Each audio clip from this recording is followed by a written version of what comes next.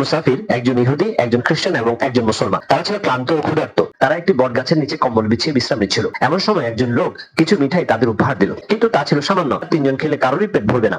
তাদের মধ্যে একজন বলল, এসো আমরা সকলে ঘুমিয়ে যাই, যে ভালো স্বপ্ন দেখবে সেই মিঠাই খাবে। এ কথা মেনে তারা সবাই ঘুমিয়ে পড়লো। সে সময় ছিল রমজান মাস। শেষ রাতে মুসলমান মুসাফির সেহরি খাওয়ার ঘোষণা শুনে জেগে উঠে সমস্ত মিঠাই খেয়ে পাত্রটি রুমাল দিয়ে ঢেকে রাখলো। সকালে তাদের ঘুম ভেঙে গেলে খ্রিস্টান বলল, আমি খুব মজার স্বপ্ন দেখেছি। ইহুদি জিজ্ঞেস করলো, কি স্বপ্ন দেখেছ?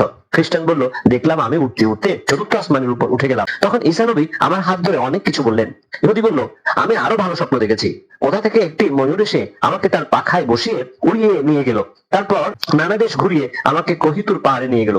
সেখানে আমি আল্লাহর সাথে কথা বলেছি। এবার তারা মুসলমান মুসাফিরকে বলল, তোমার স্বপ্ন বলো ভাই। মিঠাই খাওয়ার ঢেকুর তুলে সে বলল, আমার স্বপ্নটা ভাই বড়ই খারাপ। আমি দেখলাম কোথাকার এক ভীষণ দত্ত এসে আমার ঘাট ধরে বলল, জলদি মিষ্টি খেয়ে ফেল, না হয় তোকে গলা টিপে মারবো।